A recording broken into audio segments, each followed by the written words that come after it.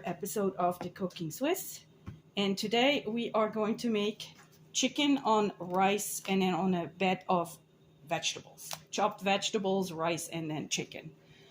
And we're diving right in. We're gonna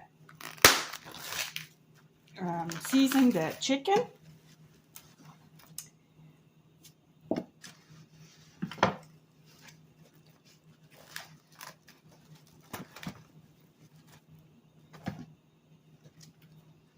I usually do not rinse the chicken. What I do instead is I pat it dry with kitchen paper.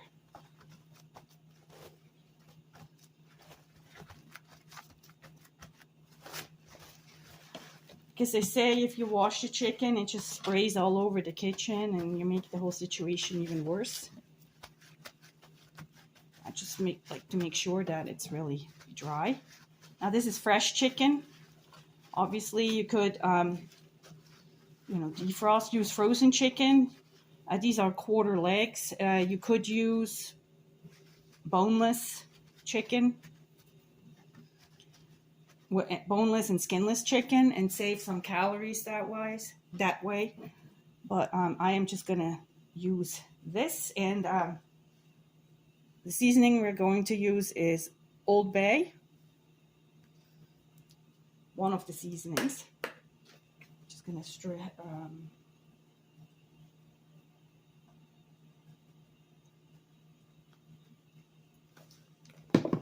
And we're just gonna rub it in nicely. And there is a little bit of spiciness to Old Bay, so depending on how spicy you like it, you put more or less.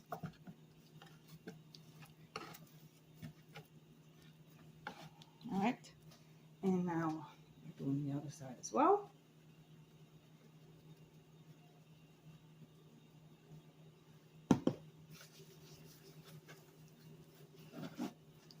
And probably just a little bit too much, but it's all right.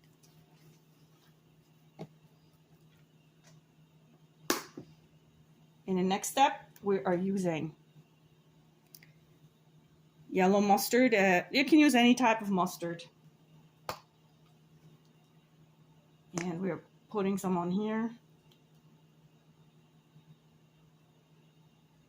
This is a really nice dish that, let's say you're tired, you're coming home from work, and you don't want to order in food, and you still want to cook something real quick. The actual hands-on time is not too bad. It's only about half an hour, and then it's going to be in the oven, probably even less than half an hour. And then you're going to put it in the oven. So you're just making, smother it all over with the mustard.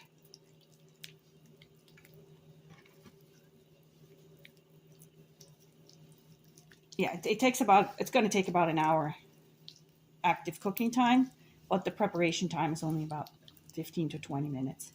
So the chicken is ready to go. I'm going to wash my hands, and then we're going to start chopping up the vegetables. So wash my hands. I'm moving this away, and I'm using another cutting board.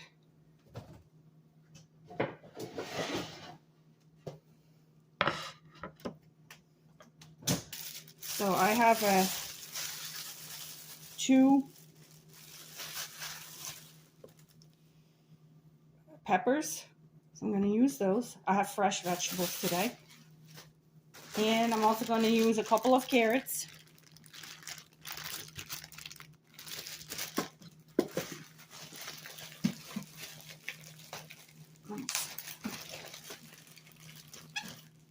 I like to get the whole carrots, not the baby carrots, but whatever is easier. You could just use the baby carrots and throw them on.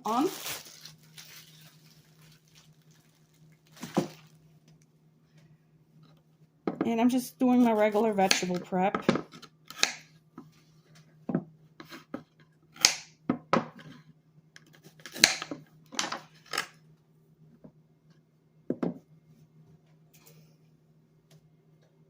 And I'm going to wash those vegetables now, and then I'll come back.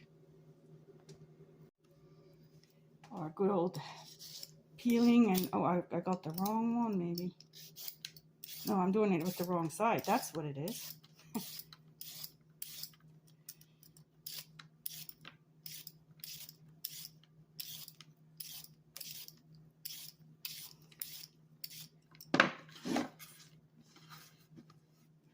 And I like to cut it as thin as possible.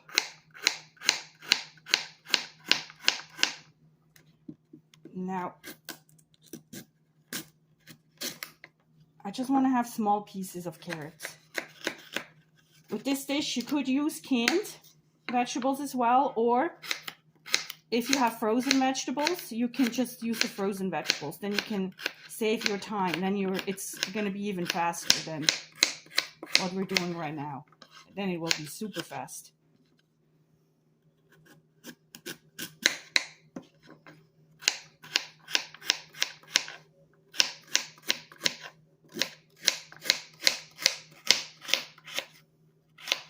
Again, this is a dish that everybody in my family likes. I don't really know anybody who has not liked it.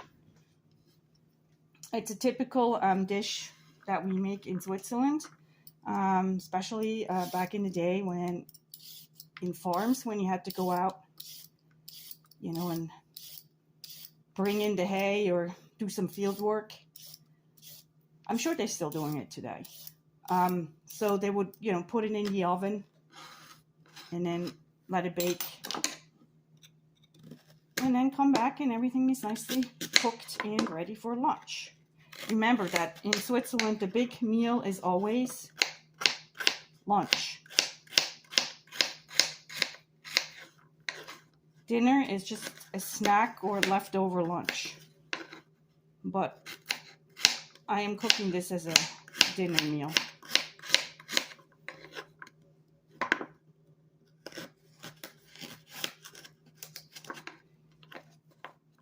Yeah, I just got back a little bit over a week ago from Switzerland, and it's yeah, I mean it's quite an experience when you go grocery shopping. For me now back here is a shock. Extremely the prices. I mean, Switzerland is a highly expensive country to live in, and to actually see the grocery prices be cheaper in Switzerland than here is really mind-boggling. I can't believe it, because the salaries obviously are 2 or 3 times higher there than they're here, and I don't know how some people do it. So I'm going to try to do my best to show you some economical solutions. You know, where cooking from scratch, you still eat great, healthy food, and it doesn't cost you the world. The vegetables, the peppers, I actually bought them at a local vegetable store. Oh, my son is here. I'll be right back. All right, so I let my older son in the house. Yo. He was nice, so I decided I'll let him back in. And have a guess what I'm cooking for dinner. By the peppers, Old Bay seasoning.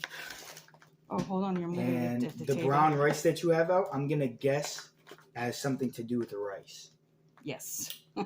Oh, you're making the rice and chicken thing. Yes. Oh, that's actually one of my favorites. Organic chicken or those. Nah, it's just regular chicken. But it was what's it called? Farm raised or something. As long as it's not processed. No, they're not.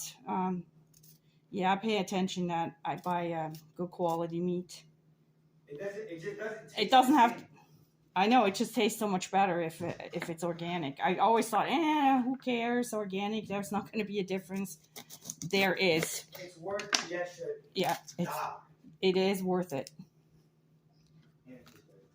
Even in this economy.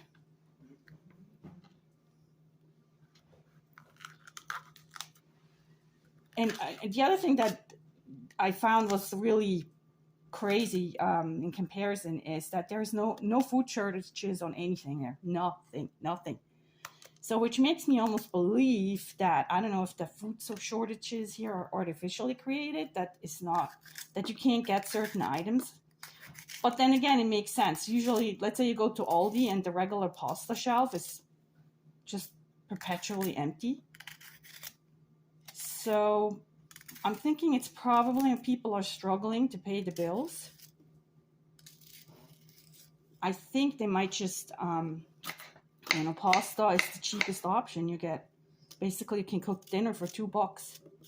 You know, a bag of pasta is $1, and then you get the Aldi, the sauce, and that's another $1, and there we go, dinner for $2.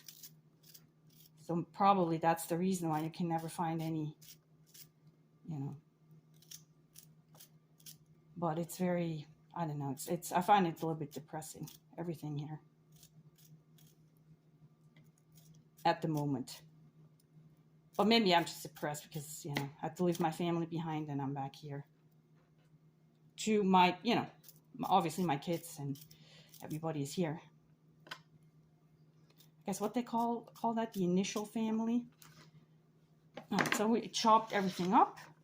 Remember, it's always important to have a lot of colors because you know, we all eat with our eyes. I'm also going to do an onion. This one doesn't have to be too finely chopped.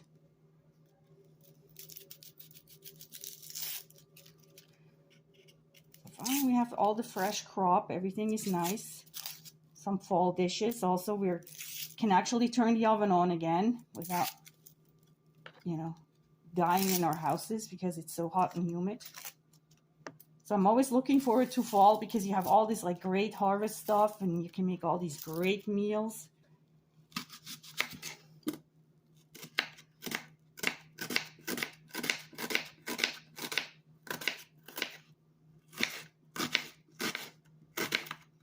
So we're prepping all the vegetables, and then I'm going to show you how to arrange it, and then that's pretty much it. I mean, there was really not much to it.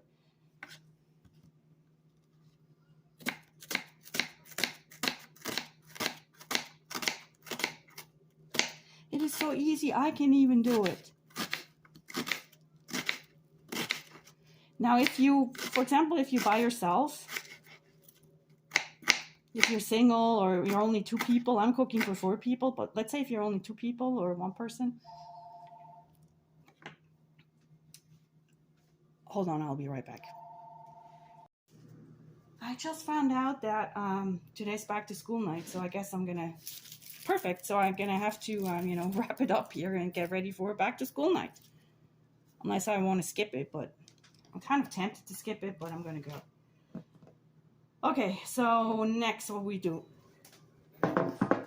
All right, so we're moving this away and replacing it with a cookie sheet. And the first thing we're going to do with this cookie sheet is we're going to grease it.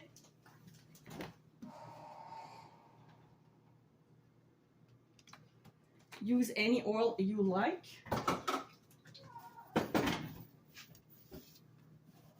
I will probably recommend an oil that can tolerate higher heat, but you know, you can olive oil, whatever you like. So I'm putting this in like that. Make sure everything is covered so it doesn't stick. You could use one of these non-stick papers, but in this case I just do it the old-fashioned way. Okay, so I'm gonna use jasmine rice, 1.5 cups. The reason is it's probably not going to be enough. So I'm also going to add in, let's see how much this is. Yeah, it's almost empty. I'm just trying to clear it out. All right, so we have about 1/4 cup of jasmine rice. So, and the way we're doing it, we're just like spreading it out like that.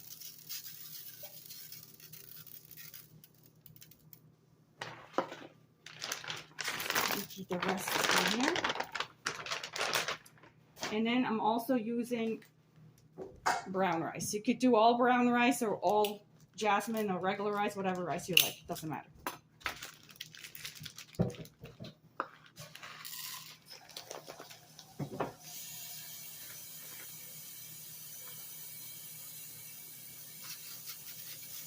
I'm spreading this out.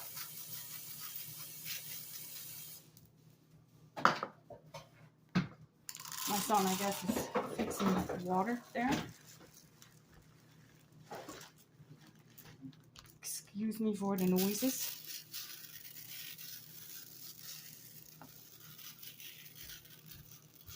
Just kind of like that. Try to spread it a little evenly.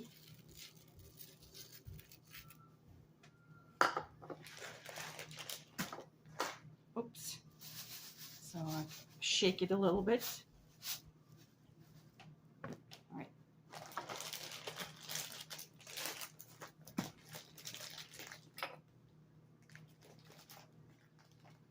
And now, of course, in the next step, we are putting the vegetables on. Same way, trying to spread it as evenly, not as evenly as possible. It doesn't matter, but you know what I'm saying.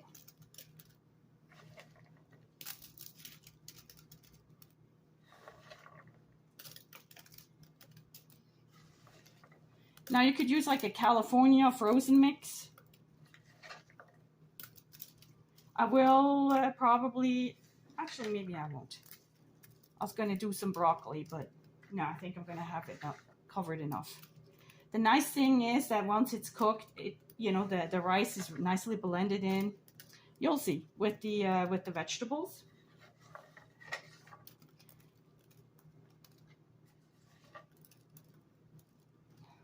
This is, honestly, you're going to love this recipe. It is awesome.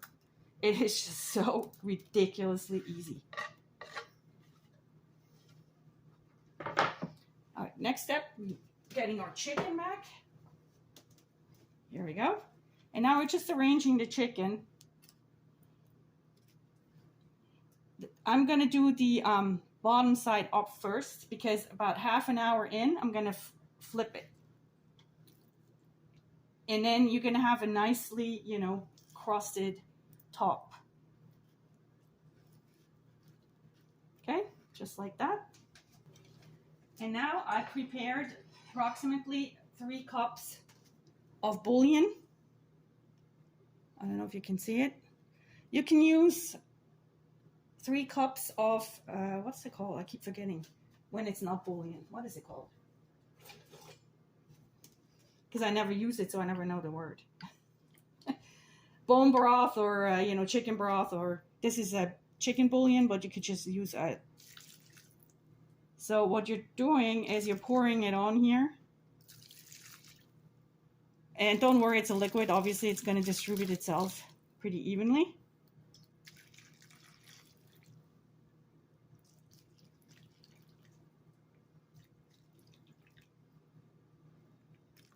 So and that's going to be the liquid combined with the liquid of the vegetables that the rice is going to cook in.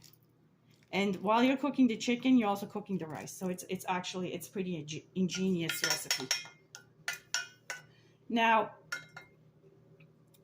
when you flip it, the chicken over, but you'll see, and it seems like most of the water is used up, you can add a little bit more. I can't do it with one hand, it's too heavy. All right, I'll be back.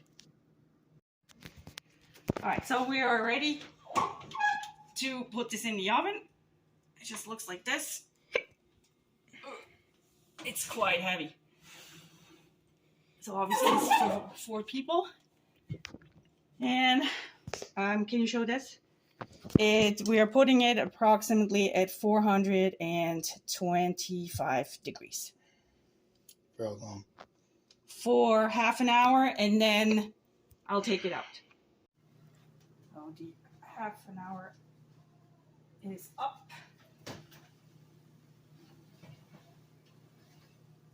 Taking this out. Oh my God, it's so heavy. Alrighty. And what I'll do,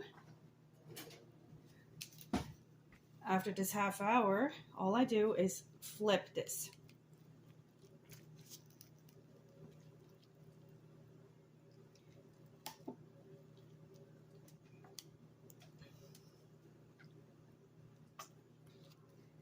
And now I think, because, you know, now another half an hour, it may need a little bit more water.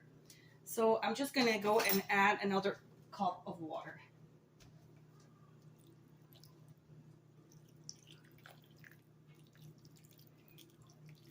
I do like it when the rice gets a little bit crunchy, but, you know, if it gets too crunchy, then it's not that great.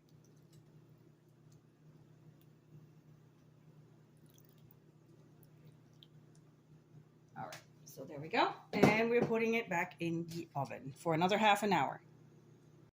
All right, and the second half hour is up, and we are taking it out, and let's hope it's done.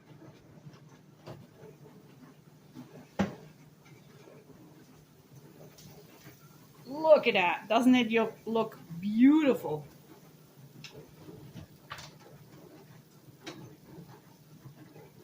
Nicely, perfectly grilled. So let's check if it's actually done or through. And the way you do it, you cut the chicken and you see if whatever comes out is clear. Yes, the juice is clear. Let me show it. See, like this, the juice flowing out here.